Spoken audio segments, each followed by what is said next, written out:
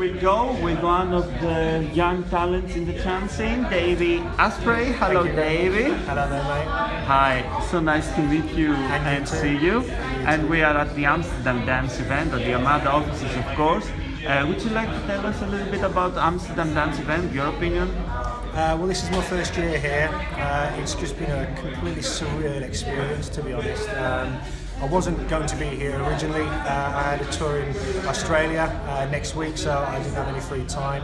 But that's been scheduled to March, and sort of everything sort of clicked into place. Armada asked me to come and play for them in the studio, which was... I'm still pinching myself now. I've just come off the decks and I'm still sort of shaking from the adrenaline. I get to do things like speak with your good selves now, and everything happened for a reason. And so far, it's been absolutely amazing to be here. Of course, now you have tell us that you are an exclusive artist for Armada Music. Is that when did this happen then? It was a couple of months after Fallout was signed. I just got an email ping through the inbox. It was like, would you like to be an exclusive Armada artist? And who wouldn't say yes to that? It's in my position at the time, it was the best thing for me to do. It still is. It's been absolutely incredible. The doors that it's opened for me, obviously being here is one. The people that I've met, the DJs and artists who I'm now going to be working with and collaborating with. It's just been a fantastic ride. The past 9-10 months has just been incredible. It really has.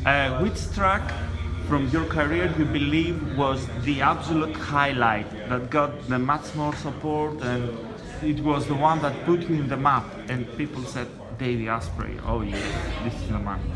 Well, I'm hoping that one's still to come, to be honest. But Armin's been a huge champion of Fallout. It's still sort of a lot to take in, considering that I'd finished the tune mid to end of last year. I didn't know where to sign it. I didn't even approach anybody because I was known for the 138 sound, which you guys gave me some really great reviews on. And it was just sort of, I was in limbo with what to do, and I had a good relationship with my A&R manager from Monster, who I didn't even realise that he was working for Armada at the time. I sent it to him, I was like, can I have your advice on what to do with this track? And he was like, have you sent it anywhere? No. Give me a couple of days, I'll get back to you. And I was like, what's going on? He's like, yeah, we're going to sign it to a state of trance. And I was just like, that's... I still can't believe it myself, to be honest. But yeah, Fallout, that's the one to beat, I suppose, for me, Okay, and your latest release is a remix that you did on a classic tune by Duderstad. Muhanjala. Yeah, how did you felt when you touched this classic? German greatness in trance. It's been one of my favourite original trance tracks. The Sean Tyes remix for me, I don't think anybody can beat that. That is next level in terms of the production, the way that they turned it upside on the head, as Sean did. But I've given it my best shot. Armin's given it his seal of approval. The feedback today in the studio was fantastic.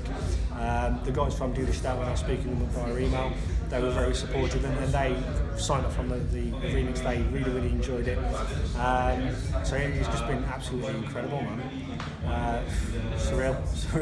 After signing with Armada, have you changed something in your studio? Have you improved your production?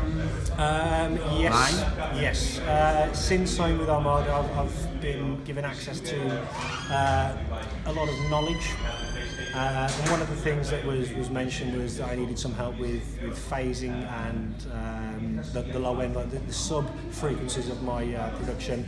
I was able to send Armin himself an email, which was it's still very surreal for me to say that. He gave me a lot of really great feedback, helped me tighten up the mixes, and every day is still a learning curve for me. I'm not the best by any standards. I'm still very much a learner. I only recently, I'd say 2013 was when I seriously started to take production seriously, instead of it being a hobby, sort of thinking, okay, this could be something, and it's only now when Fallout was signed that it's just like, wow, okay, I think we could go somewhere with this now, so I'm just going to take every day as it comes and just ride the wave. Did you finish actually a production course? Are you a producer that has technical knowledge, or did you taught yourself everything? I've been on a couple of production courses. The one that really helped me a lot was the Timmy and Tommy course at the Full Tool Studios in Ireland. I did that several years ago now, but that was on when I was using Logic, when I was silly enough that I had the money to buy an Apple Mac. And obviously, I first started out on FL Studio. And everybody was telling me, you're going to get on Logic, man, you're going to get on Logic, it's the future. I went to Logic with this really dated Apple Mac, which was second hand at the time when I brought it, still a lot of money. But recently, I think it was 2015, I switched back to FL Studio, and it's just been an absolute, well, I knew the software before, taken the knowledge and the production skills that I was taught on these courses, it translates to any DAW really. It's, you know, it's not specific to Logic. Yes, that compressor is only in Logic, but the skills that you need to know how to use a compressor and everything like that is fully translatable, and it's been cool. So, are you gonna pursue your DJ career as well a lot, along with your production? Oh, definitely. I've got the support of my fiance. She's always been 100% behind me, which is obviously fantastic. I still work a day job, which I'm going to continue to do so because I really enjoy it. I enjoy having, you know, the sort of morning routine where I get up, you know, see the family, go to work, come back, spend a couple of days in the studio. Because at the moment it's quite hard in terms of dedicating a lot of time to the studio, dedicating a lot of time to family. And I'm only just finding that work hobby sort of decreasing balance now, which is it's been fantastic. And one of my family has been Okay, and what about your DJing career? Are you having a lot of gigs? Yeah, there is. I'm now starting with critical artist management, and you know, one of the guys, the director Steve Allen, has been a very good friend of mine for a number of years now. He sees a lot of potential in me. I've already got a secured residency in my hometown of Birmingham. The gigs are actually really starting to stack in now, but there's nothing that I can actually formally announce until whenever somebody announces it. But it's a big, yeah, fantastic. From where do you get the inspiration for your melodies? A lot of it comes from the new wave movement back in the 80s. I'm a big fan of like the electro and industrial movement. Obviously a huge fan of trance, which I didn't even know I was into trance when I was into trance, if you get what I mean. I didn't know that was what it was called. And I just take inspiration from, you know, everything around me daily. You know, the melody to Fallout was just, you know, just ping pongs backwards and forwards. I even go up and down the scale. It's very simplistic, and you know, you just take inspiration from everything that's just around me, to be honest. Do you have a kind of advice to someone that wants to reach your point? Yes, do not give up. I've wanted to give up for the past 5 years, and it's always I'll give myself until the end of the year. If I don't make it, I'll stop.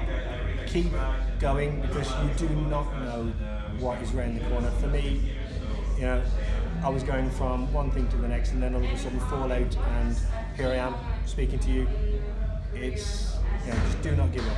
Keep at it. Keep at it. If you need advice, speak to your peers, which is one thing I have done for a long time. There's a producer group that I'm a member of on WhatsApp, and we just bounce tracks around to each other. And you know, the people that, you know, there are people out there that do want to help you as a producer, and you just ask the question, but do not give up. Do not give up. That is the worst thing you can do. If you invest so much time, energy, money in your studio equipment, the last thing you want to do is give up when literally you could be around the corner from your big break. When is your next release? The next release is tomorrow, to be honest. What date is it tomorrow? Tomorrow, the 20th of October. It is a remix for Kayo and Albert. It is their first debut single in their native language of German, which is Mine Hers. I'm absolutely, unbelievably proud to have done this for them. And yeah, it's out tomorrow.